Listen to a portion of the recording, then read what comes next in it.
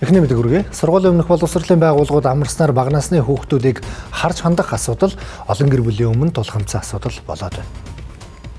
Хүүхдээ харуулах хөнгө болсон зарим эцэг гих аргагүй эрхэнд ажлын байранда дагуулan явуулсан бол зарим нь хүүхэд гэртээ хараа хяналтгүй үлдэж осол гэмтэлд өртөх эрсдэл нэмэгдлээ.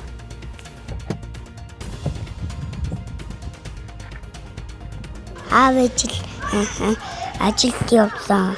Тийм үү. Тийм. Гэртээ ганцаараа авахаар айдаг уу? Тийм. Хэдэн настай вэ? 2 настай юу? Даарж гин үү? Гэртээ ганцаараа авахаар? Тийм. Аав нь ямар ажил хийдэг? Ханч. Шинэ. Тийм. Зөв. Аав нь ажил руугаа дагуулж явдаг уу? Яа, хизээ дагуулж явдаг? Маргааш дагуулж явах юм уу? Тийм. Ээж нь айж. Ээж. Нөгөө гай ажилд явсан. Гоё ажилд явцсан. Өөр харах хүн байхгүй байгаа юм уу тийм ээ? Тийм. Одоо 5 дамрна. За та ер нь гэртээ ганцаараа байх үед юу байдгүй юу? Байдаг. Тэр үедээ ер нь юу хийж юм? Нэг Дүүнрээ харддаг уу? хардаг. Дүүнрээ хараад хоёулахны үлдэх үе байх уу? Бага.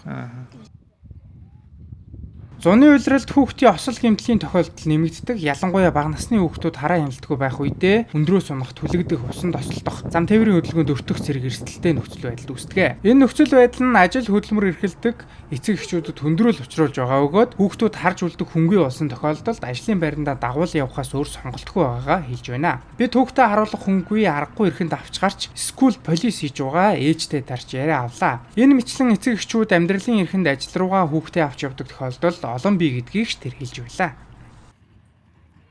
Харин би яг өөр нөгөө хувийн хувьд хүүхдийг гэрт нь ганцаар ингэ орхиход бол өөрөө зүрхэлж чадахгүй тэгээд тэрэнд орол өөрөө ингээд аваад явжсэн арай найдвартай ах л гэж боддог.